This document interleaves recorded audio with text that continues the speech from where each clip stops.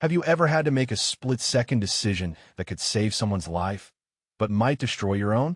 What would you do if you overheard a murder plot, and the only way to stop it was to trust a complete stranger? I'm curious where you're watching this from tonight, because no matter what city you're in, there are moments when ordinary people have to choose between staying safe and doing what's right. Comment below and let me know your location, because this story could happen anywhere, to anyone, including you. The note trembled in Lucia's fingers as she slid it across the polished mahogany bar. Don't drink it. Act normal and leave. 3 words that would either save a man's life or end her own. The stranger's dark eyes met hers for just a heartbeat before his hand moved, not toward the poisoned whiskey, but toward her wrist. 2 hours earlier, Lucia Moretti had been focused on nothing more dangerous than memorizing pharmacology terms between drink orders. At 24, she had perfected the art of living multiple lives simultaneously. By day, she attended nursing classes at the University of Illinois. By night, she worked the elegant mahogany bar at Rossetti's, one of Chicago's most exclusive Italian restaurants. The tips were good enough to keep her in school, and the late hours meant she could study during her breaks. She had always been observant, a skill that served her well in both careers. As a nursing student, she learned to notice subtle changes in vital signs, the way a patient's color shifted, the slight tremor that might indicate something serious. As a bartender, she watched for the signs that someone had reached their limit, the way voices grew louder, how hands became less steady. Tonight, those same instincts were screaming that something was wrong. The restaurant hummed with its usual sophisticated energy. Crystal glasses caught the warm light from the chandeliers, and the soft murmur of conversations in both English and Italian created a comforting backdrop. Lucia moved efficiently behind the bar, polishing glasses and preparing drinks with the practiced ease of someone who had been doing this for 3 years. Her dark hair was pulled back in a sleek ponytail, and her black uniform was crisp and professional. She blended into the background perfectly, which was exactly how she preferred it. Most of the late-night customers were regulars. She knew their orders, their habits, their tells. There was Mr. Benedetti, who always ordered a double scotch and left exactly a 20% tip. Mrs. Romano, who nursed a single glass of Chianti while she waited for her husband to finish his business meetings in the back room. Tony, the accountant, who thought she didn't notice how he watered down his bourbon with tears every Thursday night after visiting his mother's grave. But tonight there was someone new. He had walked in just after 10 o'clock, moving with the kind of confidence that suggested he was used to being the most important person in any room. Tall, probably around 6 foot, with dark hair styled impeccably despite the October wind. The hostess personally escorted him to a corner table that provided clear sight lines to both the front and back entrances. The chef himself came out to greet him, all smiles and animated Italian gestures. Even the busboys moved differently when they cleared nearby tables, their motions more careful, more respectful. Lucia filed away these observations as she continued her work. In her experience, men who commanded that kind of automatic deference fell into 2 categories: politicians or criminals. Given the neighborhood and the restaurant's clientele, she suspected the latter. But that wasn't her business. Her business was mixing drinks and staying invisible. The first hint of trouble came 20 minutes later when she was restocking the wine glasses. 2 of the kitchen staff, Paulie and Vincenzo, were huddled near the service station, their voices low but their body language tense. Lucia had excellent hearing, a gift that had saved her from more than one difficult situation in her 24 years. She kept her expression neutral as she arranged the glasses, but her attention sharpened. The plan is simple, Paulie was saying. He always orders the Macallan 25. We make sure it's the last drink he ever enjoys. Boss wants it done tonight. Lucia's hands stilled on the wine glass she was holding. Her heart rate spiked, but she forced herself to keep moving, to maintain the illusion that she hadn't heard anything. The nursing program had taught her to stay calm in crisis situations, to think clearly when others panicked. Those skills kicked in now.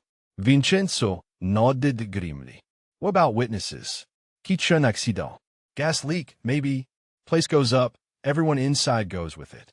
The casual way they discussed mass murder made Lucia's stomach turn. She glanced toward the dining room, mentally counting the innocent people who would die if these men carried out their plan. Families sharing late dinners, elderly couples celebrating anniversaries, young professionals unwinding after long days. All of them would become collateral damage in whatever war this Dominic Castellano was apparently fighting. She could call the police, but by the time they arrived, it would be too late. The men were already moving, Paulie heading toward the bar, while Vincenzo returned to the kitchen. She had maybe 5 minutes before they served the poisoned drink. Lucia's mind raced through her options. She could create a distraction, maybe knock over some glasses to delay them. She could claim to be sick and leave, saving herself but condemning everyone else. She could confront them directly, though that would likely get her killed before she could warn anyone. Or she could warn their target directly. Paulie approached the bar, his movements casual but his eyes cold. "The usual for Mr. Castellano," he said. "You know what he drinks?" Lucia nodded, reaching for the bottle of Macallan 25.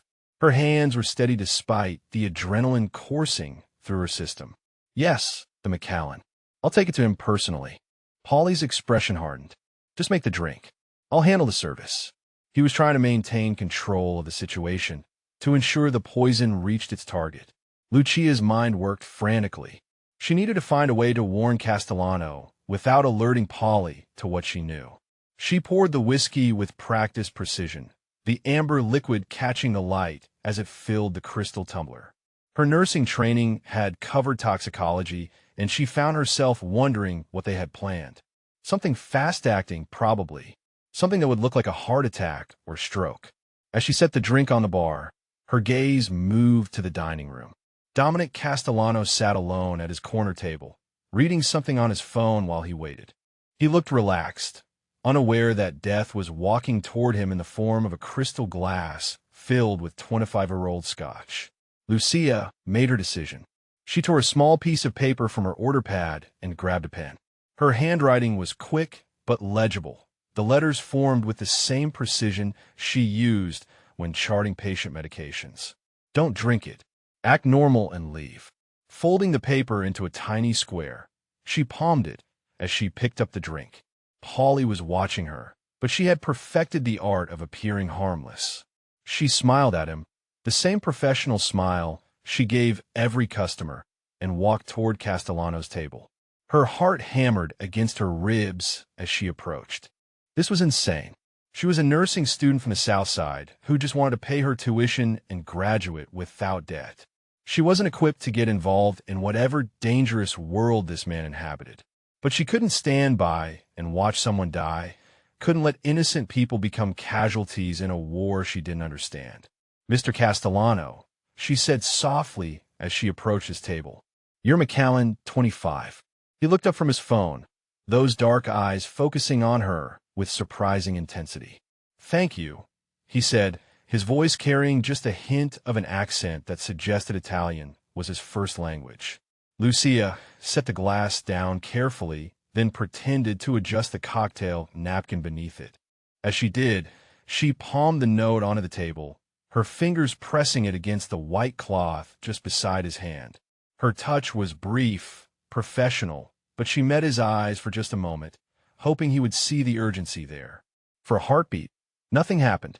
Then his gaze dropped to the table, and she saw the exact moment he spotted the paper. His expression didn't change, but something shifted in his posture, a subtle tension that suggested he had understood. Instead of picking up the note discreetly, instead of reading it and following her instructions to leave quietly, Dominic Castellano did something that changed everything.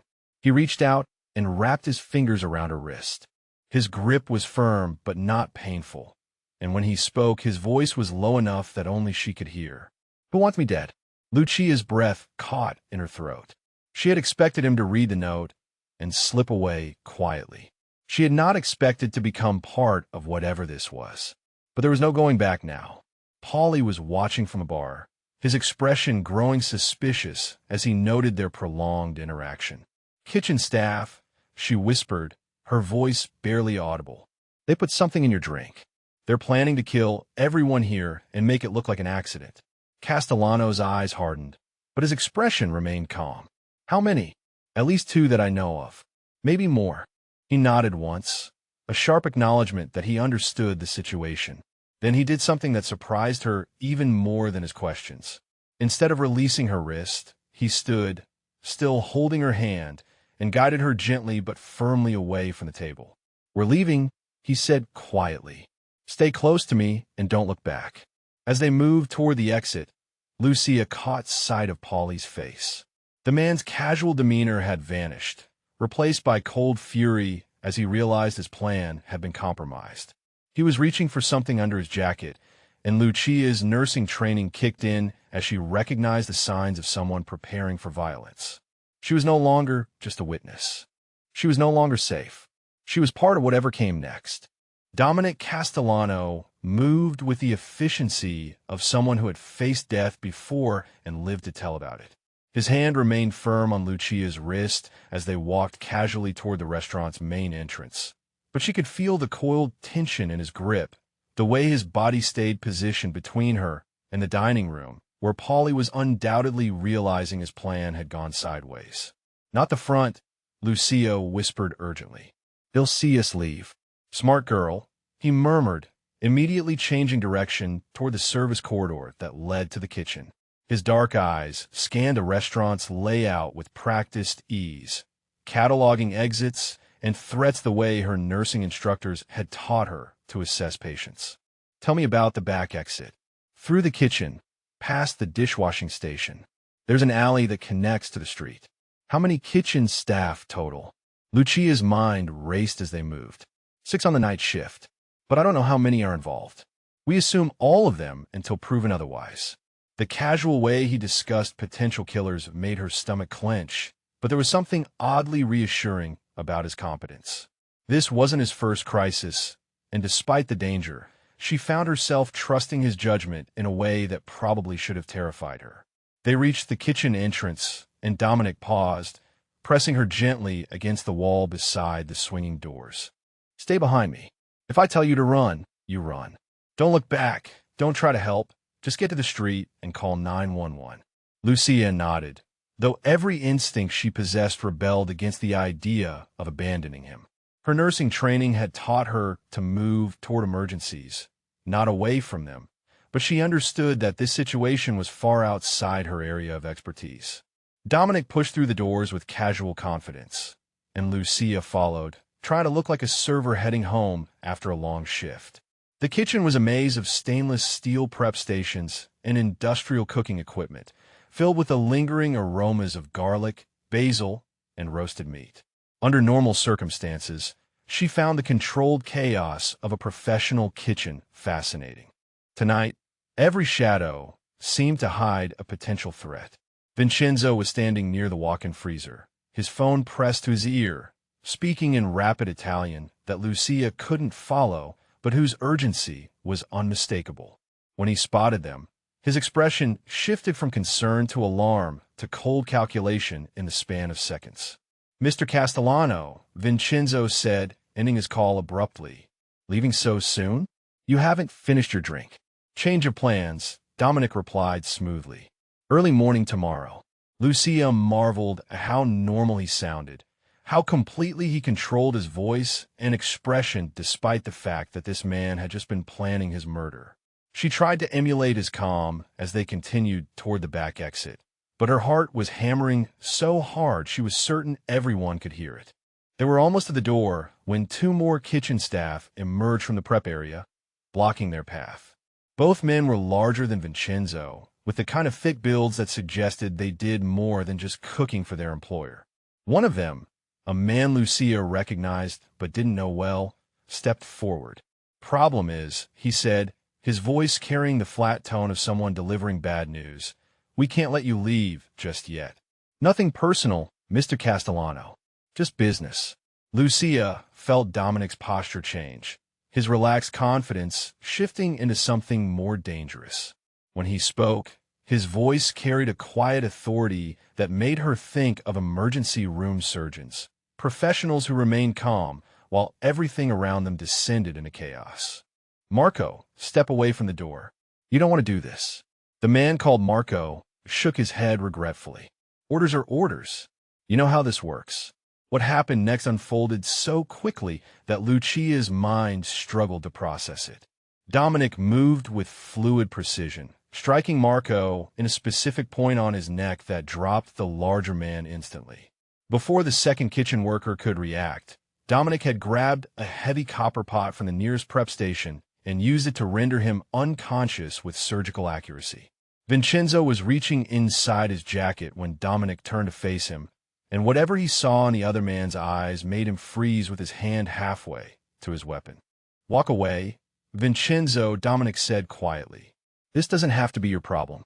For a moment, the kitchen was silent except for the hum of refrigeration units and the distant sounds of the dining room. Then Vincenzo slowly raised his hands and stepped aside. Dominic took Lucia's hand and led her past the unconscious men to the back exit. The alley behind Rossetti's was narrow and poorly lit, filled with dumpsters and the kind of urban shadows that had made her mother warn her about walking alone at night. But compared to the restaurant's kitchen, it felt like salvation. A black sedan was idling at the mouth of the alley, its windows tinted dark enough that she couldn't see the driver. Dominic guided her toward it with the same calm efficiency he had shown inside, but Lucia found herself hesitating. This is really happening, she thought. I'm about to get into a car with a man I don't know, a man who just knocked out two people and probably would have killed them if necessary. Everything about this situation screamed danger, screamed that she should run back into the restaurant and take her chances with the poisoners rather than trust this stranger. But then she remembered the casual way Paulie and Vincenzo had discussed killing everyone in the restaurant, and she realized that her old life, her safe life, was already over. The moment she had slipped that note across the bar, she had crossed a line from which there was no return. The sedan's door opened, and Dominic gestured for her to get in. The interior was luxurious leather and gleaming chrome, spotlessly clean and clearly expensive. The driver was a man in his 30s with alert eyes and the kind of physical presence that suggested he was more bodyguard than chauffeur. Marco, Dominic said as he slid in beside her, we have a problem at Rossetti's. Call it in and make sure cleanup knows to be discreet. Yes, sir, the driver replied, immediately reaching for his phone while simultaneously putting the car in motion. As they pulled out of the alley, Lucia saw lights coming on in the restaurant's upper windows and heard the distant sound of shouting. Whatever had happened after they left, it was escalating quickly. Where are we going? She asked, surprised by how steady her own voice sounded. Somewhere safe, Dominic replied. We need to talk, and we need to figure out exactly who else is involved in this. The car moved through Chicago's late-night streets with practiced ease, the driver taking a route that seemed designed to detect any pursuit. Lucia found herself studying Dominic's profile in the intermittent streetlight, trying to reconcile the man who had just efficiently disabled two attackers with the man who was now sitting quietly beside her, his presence oddly comforting despite everything that had happened. He wasn't what she had expected a criminal to be. There was no swagger, no unnecessary violence, no crude intimidation. Instead, he seemed like a businessman who happened to operate in a world where business disputes were settled with more direct methods than lawsuits. 20 minutes later, they pulled up to a sleek residential tower in the Gold Coast, the kind of building where penthouses started at prices that would fund her entire education twice over. The underground garage was secured with multiple barriers and guards who clearly recognized both the car and its passengers. Lucia followed Dominic through a private elevator that required a key card and biometric scanner, feeling increasingly overwhelmed by the implications of where her impulsive decision had led her. The elevator opened directly into a penthouse that was both stunning and intimidating, all floor-to-ceiling windows and modern furniture that probably cost more than she would make in several years. The view of Lake Michigan was spectacular, the water stretching endlessly under a canopy of stars that were usually invisible from street level. But what captured her attention was the subtle security she could see now that she knew what to look for. Cameras, reinforced windows, multiple exit routes. This wasn't just a luxury apartment. It was a fortress, Dominic moved to a well-stocked bar and poured himself 2 fingers of whiskey, the same brand that had nearly killed him an hour earlier. When he noticed her expression, he smiled grimly. Ironic, I know, but it really is excellent scotch when it's not poisoned. He poured a second glass and offered it to her, but Lucia shook her head. She needed to stay alert, needed to think clearly about what she was going to do next. "You're not what I expected," she said finally. "What did you expect?" Lucia considered the question. "Someone cruder, I suppose. More obviously dangerous." Dominic sat down across from her, his movements careful and controlled. "My family has been in Chicago for 4 generations. My great-grandfather came here from Sicily with nothing but a strong back and a willingness to work. He built a small construction company that my grandfather expanded into real estate development. My father added restaurants and entertainment venues. I've focused on legitimate investments, technology, medical research. Then why did someone try to poison you tonight? Because legitimate doesn't mean everyone else plays by the same rules. There are families in this city who still operate the old way, who see any successful Italian-American businessman as either an ally or a threat. I made it clear that I have no interest in their traditional activities, which makes me a threat." Lucia absorbed this information, trying to reconcile it with what she had witnessed. "You're not Mafia." "No, but my last name and my success make some people assume I am, and others wish I was." A phone buzzed, and Dominic answered immediately. His conversation was brief and conducted in Italian, but Lucia caught enough words to understand that the situation at the restaurant had been contained and that information was being gathered about who had ordered the hit. When he hung up, his expression was grim. "My security team checked your apartment building. There are 2 men in a car across the street who have been there since this afternoon, taking pictures of everyone who enters and exits. You can't go home." The reality of her situation crashed over her like cold water.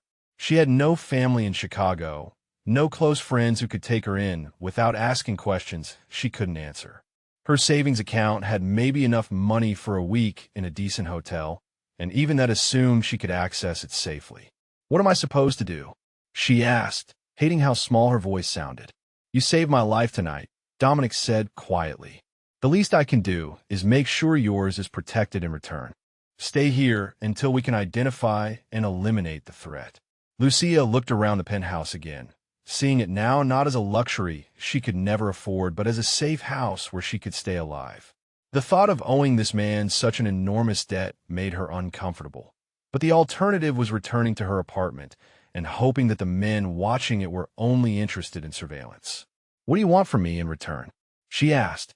"Everything you can remember about what you overheard tonight. Names, faces, conversations. Anything that might help us figure out who else is involved and how far this goes." It was a fair exchange, information for protection, and it gave her a way to contribute rather than simply hiding behind his security. Lucia nodded slowly, making her decision. "All right, I'll stay, but only until the threat is gone." Dominic smiled, and for the first time since this nightmare had begun, the expression reached his eyes. "Of course, you have a life to get back to. Nursing school, right?" The fact that he had remembered surprised her. "Yes, I'm in my final year." "Important work," he said, and she could tell he meant it. The world needs more people willing to help others, regardless of the personal cost. As he showed her to a guest bedroom that was larger and more luxurious than any space she had ever called her own, Lucia reflected on the strange turn her life had taken. 12 hours ago, her biggest worry had been a pharmacology exam. Now she was hiding in a penthouse with a man who moved through dangerous world with the same ease she moved through hospital corridors. But as she prepared for bed in clothes Dominic had somehow arranged to have delivered to fit her perfectly, she realized that despite everything that had happened, despite all the logical reasons she should be terrified, she felt safer than she had in months. Whatever came next, she was no longer facing alone.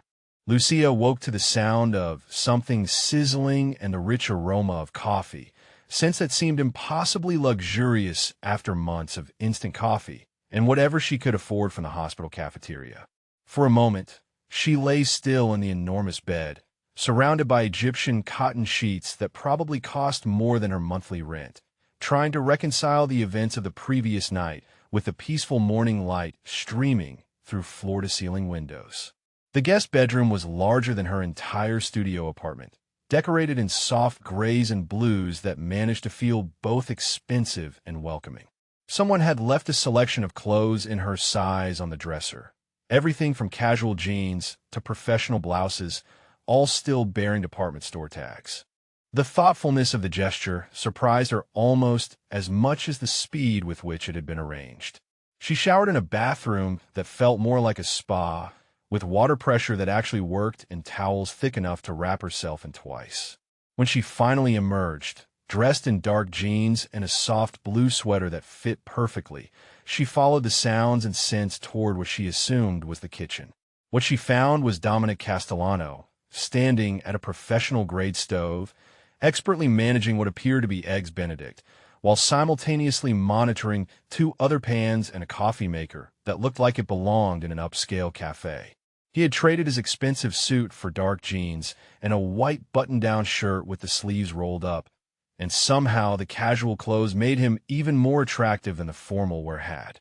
There was something intimate about seeing him like this, relaxed and domestic, his dark hair slightly mussed, and his attention focused on creating something nurturing rather than managing crisis.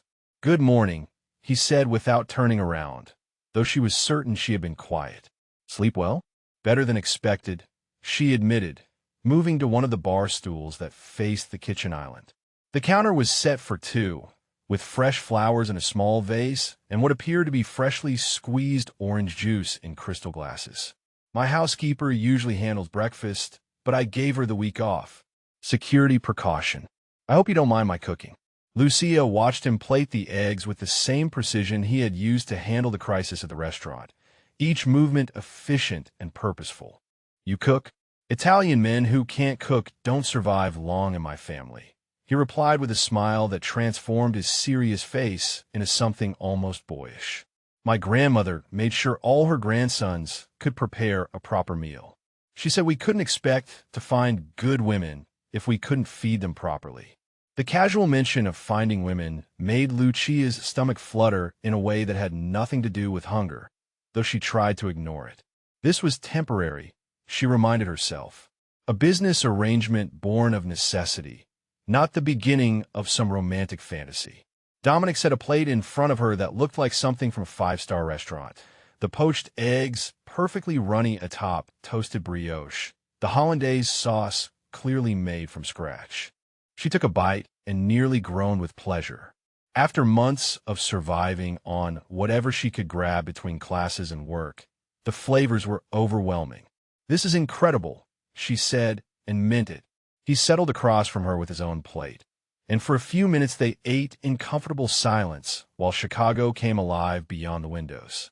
From this height, the city looked manageable, beautiful even, though Lucia knew that somewhere out there, people were actively hunting for her. As if reading her thoughts, Dominic's phone buzzed. He answered immediately, his voice shifting into the controlled tone she was beginning to recognize as his business voice. The conversation was brief, conducted in Italian that was too rapid for her to follow, but his expression grew progressively grimmer. When he hung up, she didn't need to ask for the news to know it wasn't good. "The men watching your building are still there," he said, "but now there are more of them. My people also found evidence that your apartment was searched yesterday afternoon while you were at work." Lucia's fork paused halfway to her mouth as the implications hit her. "They know who I am." "Yes. Which means this isn't just about eliminating a witness anymore. They want you specifically, probably to use as leverage." "Against you?" Dominic nodded grimly. Word travels fast in certain circles. By now, everyone knows that Dominic Castellano was saved by a bartender who risked her life to warn him. That makes you valuable in ways that go far beyond what you witnessed. The eggs suddenly tasted like ash in her mouth. "I just wanted to stop someone from getting murdered. I never meant to make myself a target." "I know," he said quietly. "And for what it's worth, you did the right thing. Most people would have found a reason to look the other way. Most people are smarter than I am. Most people are more selfish than you are. There's a difference." Later that afternoon, Lucia found herself in Dominic's home office, helping him review security footage from the restaurant while he worked through a stack of legitimate business calls. The office was impressive, with built-in bookshelves lined with volumes on everything from construction management to Renaissance art, and a desk that looked like it had been carved from a single piece of mahogany. She was studying freeze frames of the kitchen staff when she noticed the shallow cut across Dominic's knuckles, probably from their quick exit through the restaurant's service area the night before. The wound wasn't serious, but it was red and needed attention. "You're bleeding," she pointed out, her nursing instincts overriding everything else. "It's nothing," he said, barely glancing at his hand. "It's going to get infected if you don't clean it properly. Where's your first aid kit?" Dominic looked amused by her insistence, but he directed her to a bathroom down the hall that was stocked with medical supplies that went far beyond basic first aid. As she gathered what she needed, she tried not to think too hard about why someone would keep sutures and surgical instruments in their guest bathroom. "Sit down," she instructed when she returned to the office, and to her surprise, he obeyed without argument. Cleaning the wound required her to hold his hand in both of hers, and she found herself hyper-aware of the contact. His hands were larger than hers, with long fingers and calluses that suggested he had done physical labor despite his wealth. There was something incredibly intimate about touching him like this, about being the one to care for an injury he had sustained while protecting her. "You're good at this," he said quietly, watching her work with gentle, efficient movements. "I've been practicing on drunk college students for 3 years," she replied, trying to keep her tone light despite the way her pulse had sped up. "You're a much easier patient." His skin was warm under her fingers, and she could smell his cologne, something subtle and expensive that made her want to lean closer. When she looked up to check her progress, she found him watching her with an intensity that made her breath catch. "Almost finished," she managed, though her voice came out softer than she intended. "Take your time," he murmured, and she was certain he wasn't talking about the bandage. When she finally released his hand, the air between them felt charged with possibility. She busied herself cleaning up the medical supplies, trying to regain her composure, but she could feel his gaze following her movements. "Thank you," he said, "for taking care of me." The words seemed to carry more weight than a simple expression of gratitude, and Lucia found herself meeting his eyes again. "You took care of me first." That evening, they found themselves on the penthouse terrace, sharing a bottle of wine, while Chicago glittered below them. The October air was cool, but not uncomfortable, and the city lights created a backdrop that was both beautiful and isolating. Up here, surrounded by glass and steel and money, it was easy to forget that somewhere out there, dangerous people were planning ways to destroy them both. "Tell me about yourself," Dominic said, settling into one of the comfortable chairs arranged around a small fire pit. "Not the resume version, the real version." Lucia considered how much to share, but something about the night air and the wine and the way he was looking at her made honesty feel safer than deflection. "I grew up on the South Side," she began. "My mother was a seamstress who worked 3 jobs to keep us housed and fed. My father was a mechanic when he wasn't drinking, which wasn't often enough to matter. Difficult childhood? Sometimes. My mother died when I was 16, cancer that we couldn't afford to treat properly. After that, it was just me and my father until I turned 18 and realized I had to choose between taking care of him or taking care of myself. You chose yourself.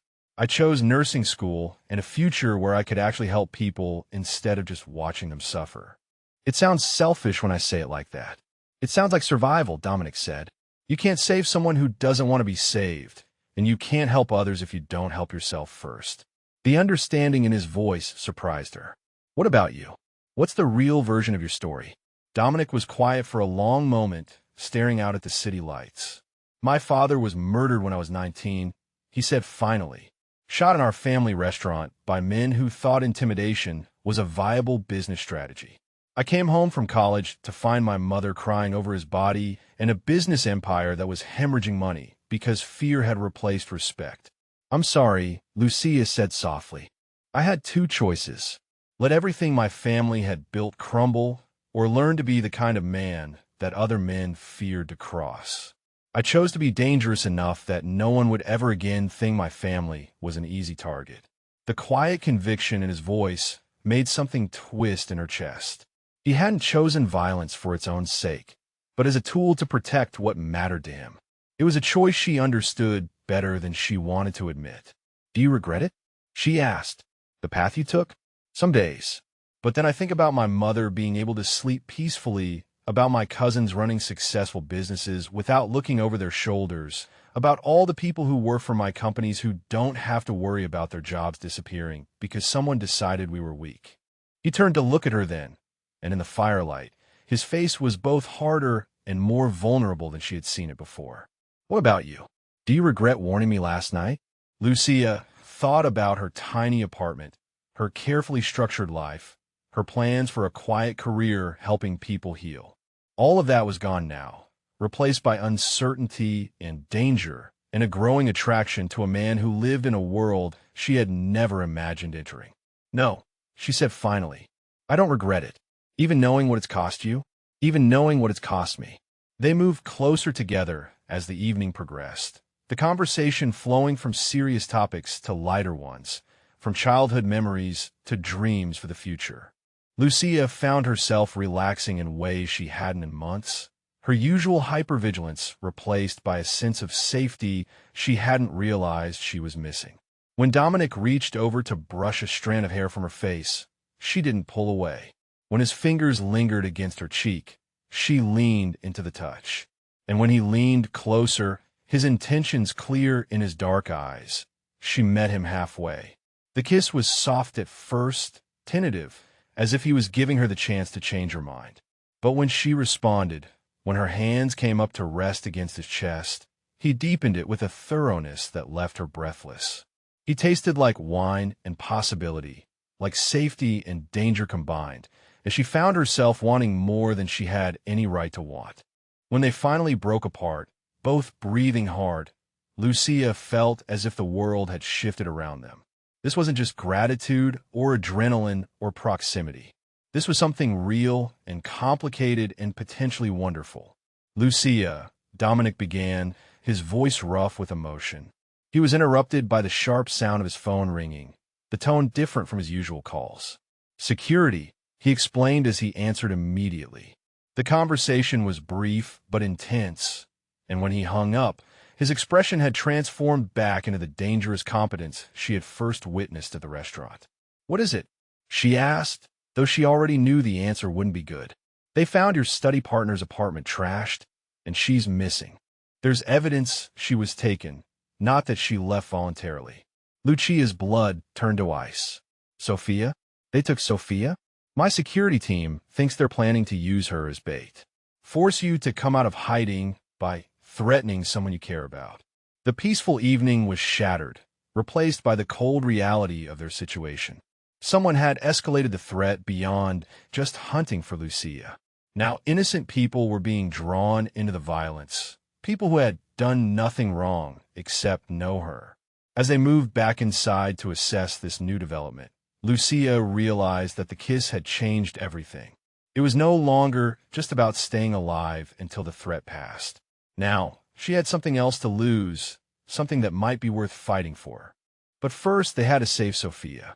And that meant Lucia was going to have to step out of the safety Dominic had provided and back into the dangerous world where people who wanted her dead were waiting. Sleep was impossible. Lucia lay in the enormous guest bed, staring at the ceiling while her mind raced between worry for Sophia and the memory of Dominic's kiss.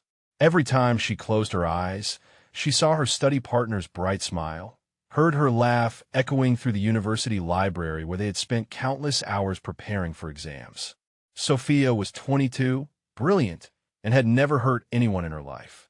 Now she was paying the price for Lucia's decision to save a stranger. At 2 a.m, she gave up on sleep and padded barefoot through the penthouse, drawn by the soft glow of light coming from Dominic's home office. She found him seated behind his mahogany desk, surrounded by multiple computer screens displaying what appeared to be security footage, building schematics, and encrypted communications channels. He had changed into black tactical clothing, and there was something different about his posture, a readiness that suggested he was preparing for war. "Can't sleep either?" she said softly from the doorway. He looked up, and she saw exhaustion etched in the lines around his dark eyes. "Too much to coordinate. My team is tracking down every lead, but these people are being careful. Professional." Lucia moved into the room, drawn by the sight of him working so intently to solve a problem that existed because of her. The desk was covered with photographs she recognized as surveillance images from around her apartment building, the restaurant, and several locations she didn't know. Maps of Chicago were marked with red pins, creating a pattern that looked ominous even to her untrained eye. "Tell me about Sophia," Dominic said, not looking up from his screens. "Everything you can remember. Her schedule, her habits, places she goes regularly. She's a pre-med student, 22 years old. Lives alone in a studio apartment near campus because her parents couldn't afford the dorms. She works part-time at the medical library and volunteers at the free clinic on weekends. Family? Her parents live in Indiana, but they're struggling financially. She sends them money when she can. Boyfriend? Close friends besides you?" Lucia shook her head. Sophia was like her, too focused on school and worked to maintain many close relationships. They had bonded over their shared determination to build better lives than the ones they had started with, studying together because they understood each other's drive in ways their wealthier classmates couldn't. "She's completely innocent in this," Lucia said, the words coming out sharper than she intended. "She doesn't even know what I do for work besides bartending. She's never met you, never been to the restaurant. She's just a girl trying to become a doctor so she can help people." "I know," Dominic said quietly, "and we're going to get her back." "How can you be so certain?" "Because the alternative is unacceptable." The quiet conviction in his voice was both reassuring and frightening. She could see the calculation in his expression, the way he was processing multiple scenarios and outcomes with the cold efficiency of someone who had made life-and-death decisions before. Lucia settled into one of the leather chairs facing his desk, pulling her knees up to her chest. She was wearing one of the soft cotton sleep sets that had appeared in her room, and despite everything happening around them, she felt safe in this space with him. "You never finished telling me about your father." "No. There were families in Chicago who saw our success as either an opportunity or a threat. My father tried to stay neutral, to build bridges instead of walls. It made him a target for people who thought he was weak." "How old were you when it happened?" 19. Home from Northwestern for Christmas break. I was planning to finish my MBA and work for one of the big consulting firms downtown. I thought I was going to have a normal life. Lucia heard the pain in his voice, carefully controlled but unmistakable. "What changed?" "Everything. The men who killed my father made it clear that his death was just the beginning. They wanted our businesses, our properties, our connections. They thought with him gone, the rest of us would fold. But you didn't. I couldn't. I had my mother to protect, cousins who depended on the family businesses for their livelihoods, employees who had worked for us for decades. Someone had to step up and be strong enough to make the threat stop. And that someone was you."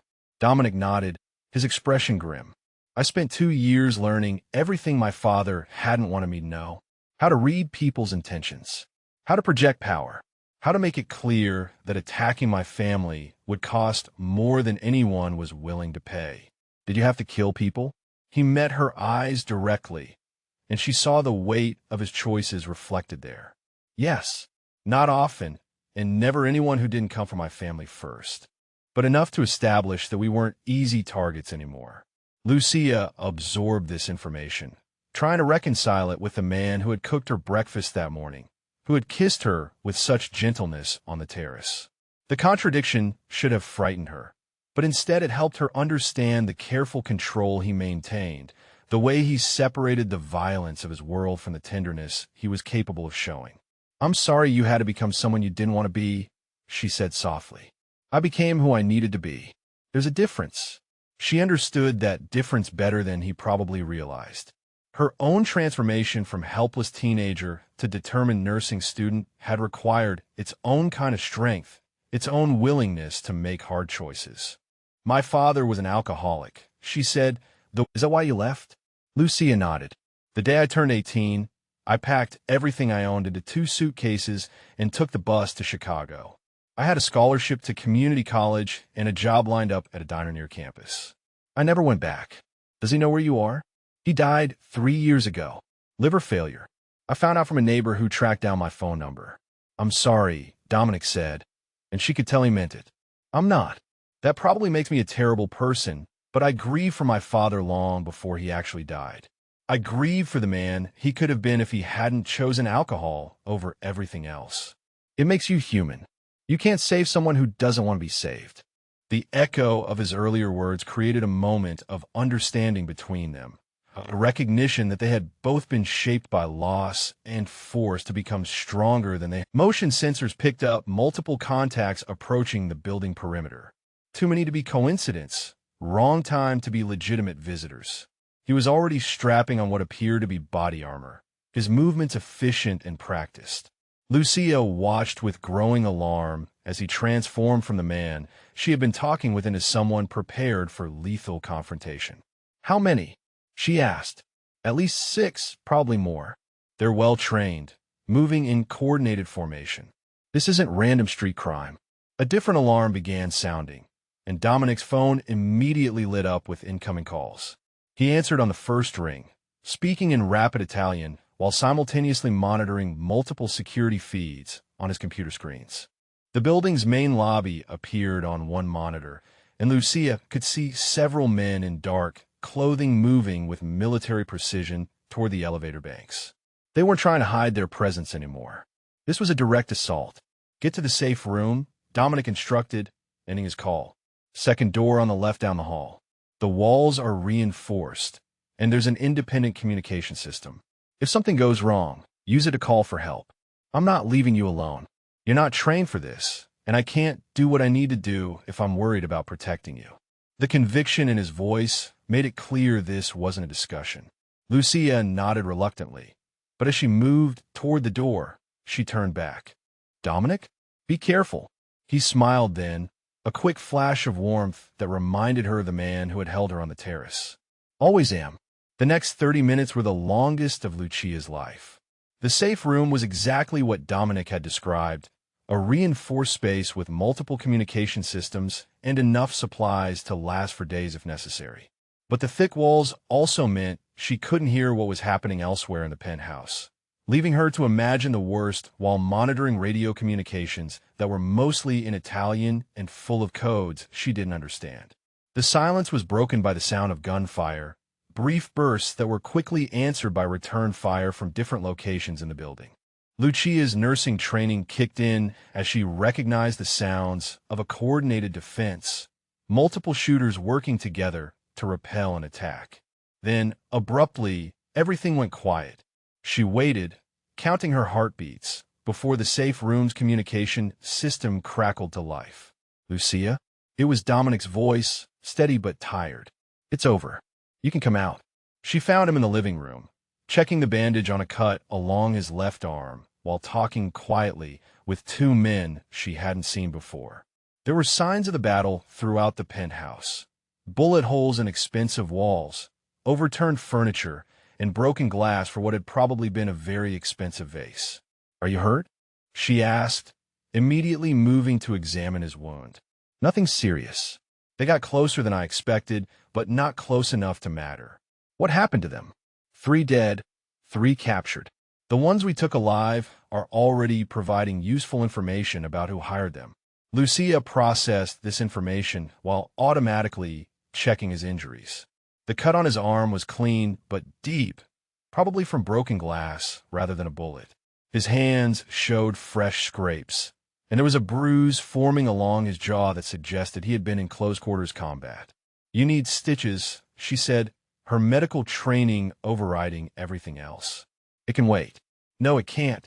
Sit down and let me take care of this properly. As she cleaned and sutured his wound with supplies from the comprehensive medical kit he maintained, Lucia found herself processing what she had just witnessed.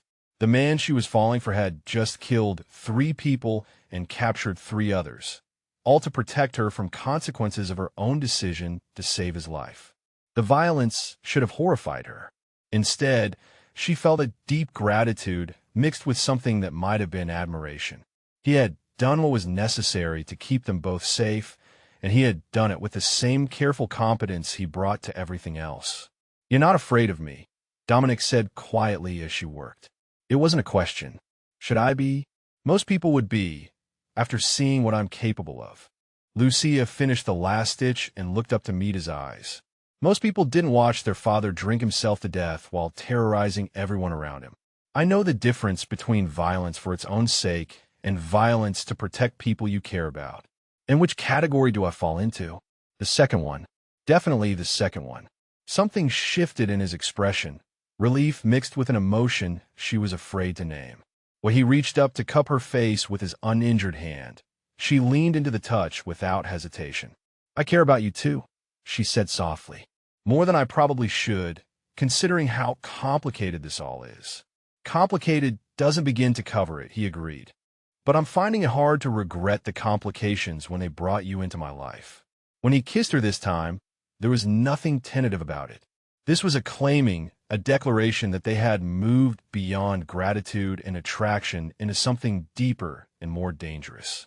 Lucia kissed him back with equal intensity, finally admitting to herself that she was falling in love with a man whose world operated by rules she was only beginning to understand. Later, as they lay together in his bed, her head on his shoulder while he traced lazy patterns on her arm, Lucia realized that everything had changed. She was no longer just hiding from a threat until it passed. She was choosing to stay in a world where violence was sometimes necessary, where love came with risks she had never imagined accepting. But as Dominic's breathing evened out into sleep, and she felt the steady beat of his heart against her cheek, she knew that some risks were worth taking. Tomorrow, they would plan Sophia's rescue. Tonight, she would let herself believe that this dangerous, complicated, beautiful thing between them might actually have a future. 3 days passed in a routine that felt surprisingly natural despite its unusual circumstances. Lucia woke each morning to the sound of Dominic moving quietly through the penthouse, already dressed and coordinating security updates or legitimate business calls. He would have coffee ready for her and would usually have arranged for fresh clothes that somehow always fit perfectly. They shared breakfast while reviewing intelligence reports about the ongoing investigation, and she found herself growing comfortable with the careful ballet of protection that surrounded their daily lives. On Thursday morning, she was reviewing pharmacology notes at the kitchen island when 2 people arrived that Dominic had clearly been expecting. The first was Marco, whom she recognized as the driver who had extracted them from the restaurant. In daylight and without the immediate crisis, she could see he was probably in his early 30s, with intelligent eyes and the kind of quiet competence that suggested he was much more than just security personnel. The second arrival was Elena, a woman in her 50s with silver-streaked dark hair and the kind of warm smile that immediately put Lucia at ease. She moved through the penthouse with obvious familiarity, straightening things that didn't need straightening and clearly assessing Lucia with the sharp eyes of someone who cared deeply about Dominic's well-being. "Marco, Elena, I'd like you to meet Lucia," Dominic said formally. "She'll be staying with us for the foreseeable future." "The young lady who saved your life," Elena said, moving forward to take Lucia's hands in her own. "We owe you a debt we can never repay." "I was just doing what anyone would do," Lucia replied, though Elena's expression suggested she disagreed with that assessment. Marco extended his hand with a slight smile. "Anyone else would have minded their own business and let you drink the poison. You chose to get involved, and now you're part of this family whether you plan to be or not." Family. The word hit Lucia with unexpected force, and she found herself studying the easy interaction between the 3 of them. Elena clearly viewed Dominic as something between a son and a beloved employer, while Marco's loyalty ran deeper than professional obligation. They were bound by more than just business arrangements. "Elena," Dominic said, "would you mind showing Lucia around properly? I have some things to discuss with Marco." "Of course," Elena replied, already guiding Lucia toward areas of the penthouse she hadn't fully explored.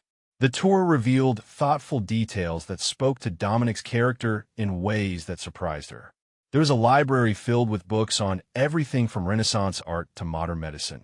A music room with a baby grand piano that showed signs of regular use, and a gymnasium that was clearly designed for serious training rather than casual fitness. But what caught her attention most was a small office space that Elena referred to as the scholarship room. He funds education for young people who wouldn't otherwise have opportunities, Elena explained, showing her files filled with applications and progress reports. Nursing students, pre-med, engineering, business. He's very particular about supporting people who want to help others. Lucia ran her fingers along the edge of a desk covered with thank you letters from students who had completed their degrees with Dominic's help.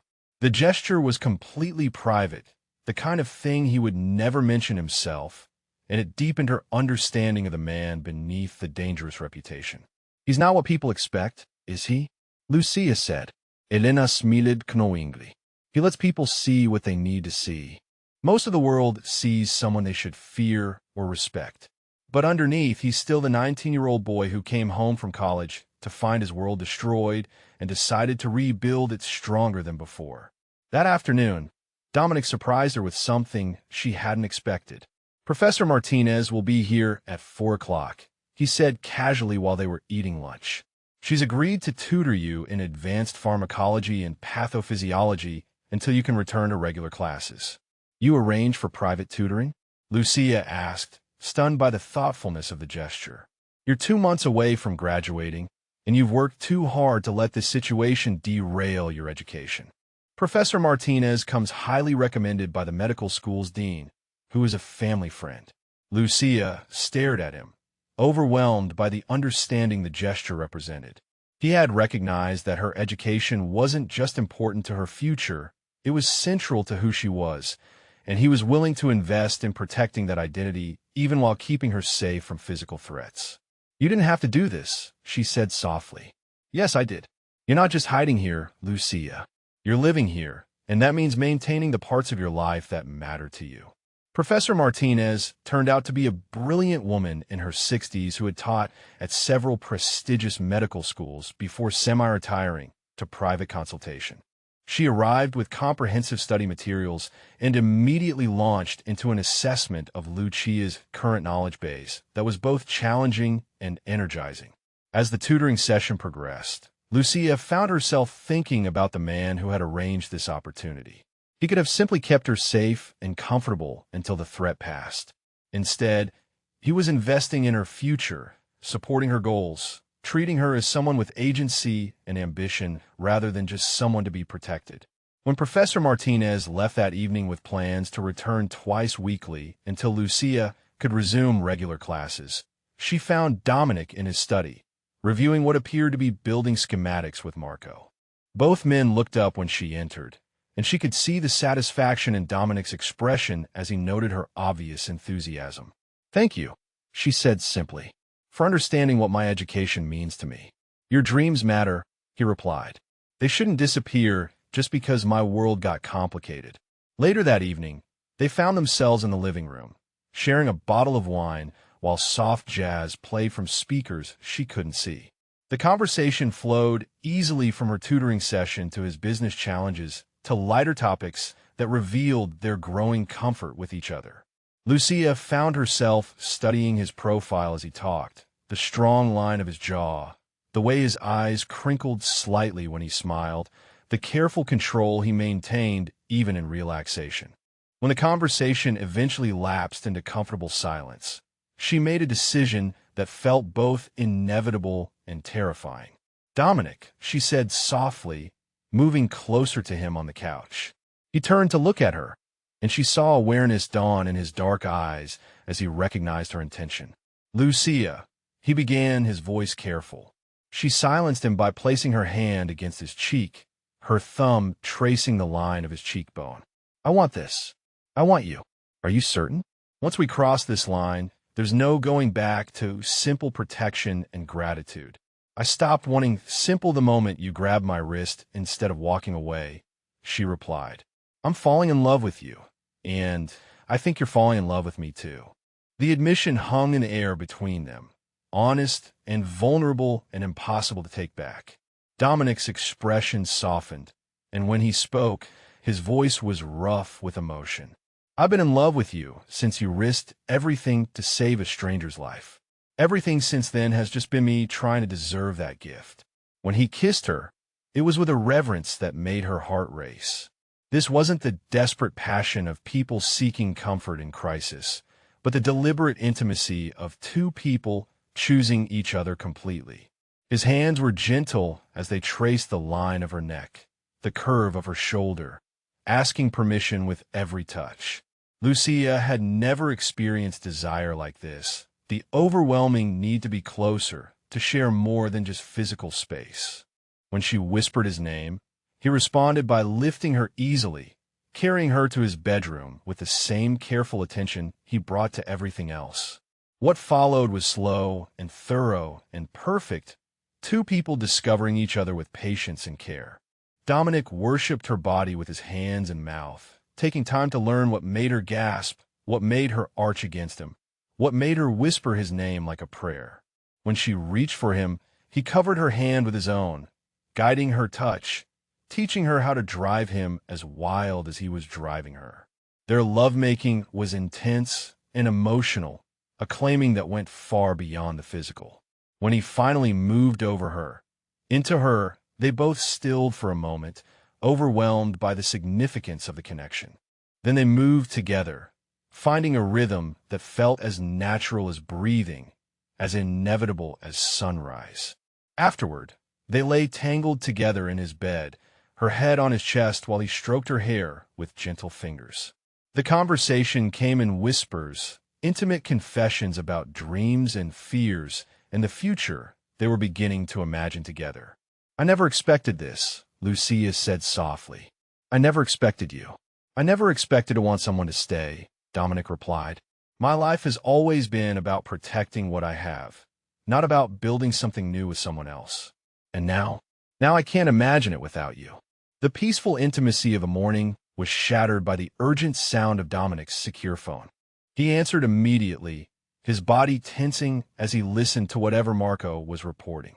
When he hung up, his expression was grim in a way that made Lucia's stomach clench with dread. What is it? She asked, though she already knew the answer would change everything. They found Sophia. She's alive, but they're using her as bait. They want you to come to them, alone, in exchange for her release. Lucia sat up, pulling the sheet around herself as the implications hit her. Where? An abandoned warehouse in Pilsen. They've made it clear that any sign of backup, any hint that you're not coming alone, and they'll kill her. Dominic was already moving, reaching for clothes with the efficient movements of someone preparing for battle. But Lucia's mind was racing ahead to the obvious problem with their demand. I'm going with you, she said. Absolutely not. She's my friend. She's in danger because of me. I'm not staying here safely while you risk your life to save her. Lucia, these are professionals. They're not interested in a prisoner exchange. They want to eliminate both threats at once. Then we'd better make sure they don't succeed.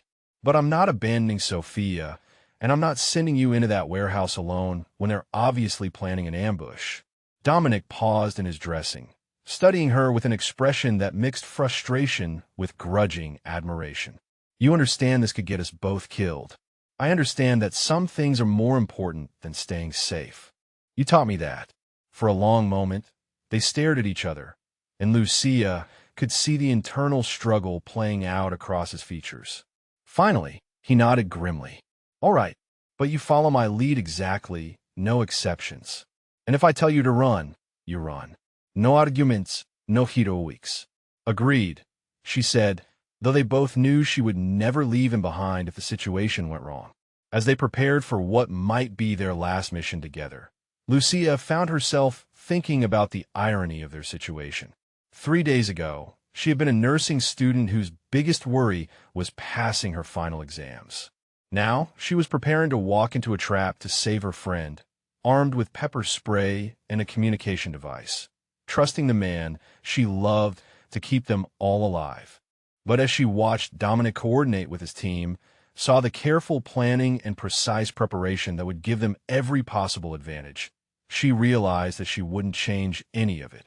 The woman she was becoming, the love she had found, the life she was choosing, it was all worth the risks they were about to face. Sophia was counting on them, and Lucia had learned that sometimes saving someone meant being willing to risk everything you had just gained. The warehouse in Pilsen looked exactly like what it was, an abandoned building in an industrial area where screams wouldn't be heard and bodies could disappear without questions being asked. Lucia crouched behind a concrete barrier 2 blocks away, watching Dominic's team position themselves around the perimeter with military precision. Each man carried enough firepower to level a city block, but they moved with the careful discipline of people who understood that one mistake could cost innocent lives. Lucia, Marco's voice crackled through her earpiece. Thermal imaging shows 3 heat signatures on the main floor, 2 more on the upper level. One of the main floor's signatures appears to be restrained, probably your friend. Copy, Dominic's voice replied from his position near the main entrance. Lucia, you remember the plan? She touched the communication device hidden beneath her jacket and checked the pepper spray concealed in her palm. Go in alone. Keep them talking while you get into position. If Sophia needs medical attention, I handle that while you handle the threats. And if something goes wrong, I get Sophia out and let you do what you do best, she replied, though her heart was hammering against her ribs. The plan was simple in concept, but terrifying in execution. Lucia would enter the warehouse as demanded, appearing to comply with their terms while giving Dominic's team time to position themselves for a coordinated assault. Her nursing background made her valuable for treating Sophia if she was injured, and her presence would hopefully distract their captors from the real threat closing in around them. Remember, Dominic's voice was steady in her ear. These people have already demonstrated they're willing to kill innocents. Don't trust anything they say, don't hesitate to defend yourself, and don't try to be a hero. We do this together or not at all. Together, she confirmed and meant it. The walk to the warehouse entrance felt like the longest 100 yards of her life. The industrial area was silent except for the distant hum of traffic and the sound of her own footsteps echoing off concrete. When she reached the heavy metal door that served as the main entrance, she paused to steady her breathing before knocking. The door opened to reveal a man in his 40s with cold eyes and expensive clothes that looked out of place in the abandoned building. Behind him, she could see Sophia tied to a chair in the center of the empty space, her head hanging forward in a way that immediately triggered Lucia's medical instincts. Sophia looked unconscious but alive, though there was dried blood on her temple that suggested she had been struck during her capture. Her breathing appeared regular, and Lucia could see no obvious signs of serious injury from this distance. Ms. Moretti, the man said with false courtesy, "Thank you for joining us. I'm Vincent Torino, and I believe you have something that belongs to me." "I have information about what happened at the restaurant," Lucia replied, keeping her voice steady despite her fear. "Release my friend, and I'll tell you everything I know." Torino smiled, but there was nothing warm about the expression. "I'm afraid it's not quite that simple. You see, your information is only valuable if we can be certain you won't share it with anyone else afterward." The implication was clear, but Lucia had expected this. Her job was to keep him talking while Dominic's team moved into position. "Tell me what you want to know, and I'll consider it." "Everything. Who warned Castellano? How do they know about our plan? Are there other witnesses we need to be concerned about?" As Lucia began providing carefully edited information designed to buy time, she kept her attention divided between Torino's questions and Sophia's condition. Her friend was definitely unconscious, but her color was good and her breathing steady. Probably a concussion from the head injury, but nothing immediately life-threatening. The conversation continued for several minutes, with Torino growing increasingly confident that he had control of the situation. That confidence proved to be a fatal mistake when Dominic's team struck with overwhelming force and perfect coordination. The assault lasted less than 2 minutes. Flashbang grenades disoriented the warehouse's occupants while Dominic's men moved in from multiple entry points, neutralizing threats with surgical precision. Lucia threw herself towards Sophia's chair as the action erupted around them, using her body to shield her unconscious friend from the chaos. When the shooting stopped, Fermin lay dead, and Vincent Torino was on his knees with Marco's gun pressed to the back of his head. Dominic appeared at Lucia's side as she was checking Sophia's pulse, his expression tight with concern. "Is she all right?" he asked, kneeling beside them. "Concussion, possibly some dehydration, but she should be fine," Lucia replied, her hands moving with practiced efficiency as she assessed Sophia's injuries. "She needs a hospital for proper evaluation, but there's no immediate danger." Sophia stirred as Lucia was speaking, her eyes fluttering open with the confused disorientation typical of head injuries. "Lucia?" she mumbled, her voice weak but lucid. "What happened? Where are we?" "You're safe now," Lucia assured her, helping her sit up slowly. "We're getting you to a hospital."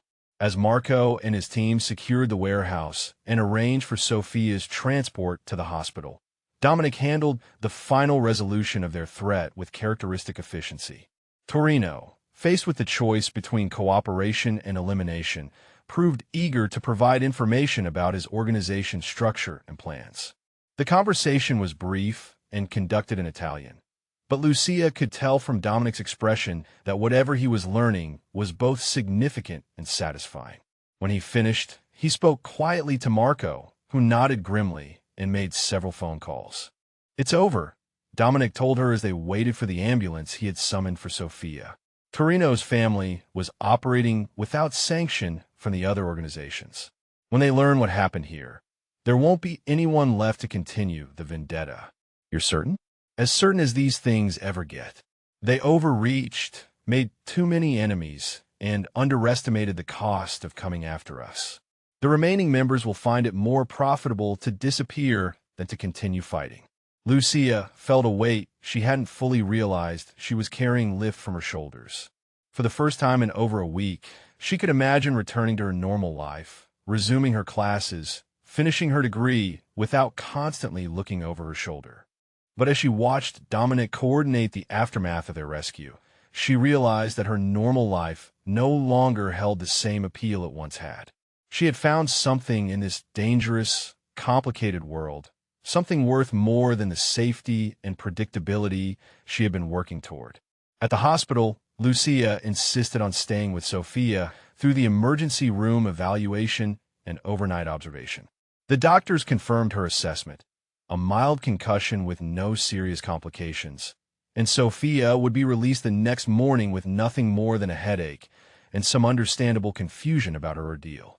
As Sophia slept under medical supervision, Lucia and Dominic found themselves alone in the hospital's family lounge, finally able to process what they had been through together. The adrenaline was fading, leaving behind exhaustion and the profound relief of survival. "I love you," Dominic said quietly, the words carrying the weight of everything they had risked and nearly lost. "Not because you saved my life, not because you're brave enough to walk into danger for your friends, but because you're the kind of person who would do those things without hesitation." The simple declaration, spoken in a sterile hospital lounge surrounded by the sounds of medical equipment and paging systems, was more romantic than any elaborate gesture could have been. This was real life, messy and dangerous and beautiful, and she wanted all of it. "I love you too," she replied, reaching for his hand. "Completely and permanently, and probably foolishly, given how complicated your world is." "Our world," he corrected, "if you want it to be." The question hung in the air between them, an invitation to a life she could never have imagined wanting. But she had learned that the best choices were often the unexpected ones, the decisions that required courage rather than calculation. "Yes," she said simply, "I want it to be our world." 6 months later, Lucia stood behind the bar at the annual fundraising gala for the Castellano Medical Foundation, mixing drinks for Chicago's social elite while wearing a diamond engagement ring that caught the light every time she moved her hands. The event was being held in the ballroom of one of the city's most prestigious hotels, and the guest list included doctors, philanthropists, and business leaders who had contributed to the foundation's mission of providing medical education scholarships for underprivileged students. She had graduated summa cum laude from nursing school 2 months earlier and was now working in the emergency department of Chicago General Hospital, a position she had earned on merit, but which happened to be at a hospital where the Castellano Foundation provided significant funding for trauma research. Her colleagues had no idea that the quiet, competent nurse who worked double shifts and treated every patient with equal care was engaged to one of the most powerful men in the city. Dr. Moretti, a voice said behind her, and she turned to see Professor Martinez approaching the bar with a warm smile. How does it feel to be on the other side of the service industry? Familiar, Lucia replied with a grin, mixing the professor's usual gin and tonic with practiced ease. Though the clientele is significantly better dressed than my previous bartending job, and significantly less likely to attempt assassination, Professor Martinez observed dryly. She was one of the few people who knew the full story of how Lucia had met Dominic, having continued as her tutor throughout the investigation and its aftermath. That is definitely a point in favor of medical fundraisers over late-night restaurant work, Lucia agreed. She spotted Dominic across the ballroom, elegant in his tuxedo, as he spoke with a group of hospital administrators about expanding the Foundation Scholarship Program. He looked every inch the successful businessman and philanthropist, but when his eyes found hers across the crowded room, she saw the private smile that was meant only for her. Their life together had settled into a routine that balanced his business responsibilities with her medical career and their shared commitment to helping others.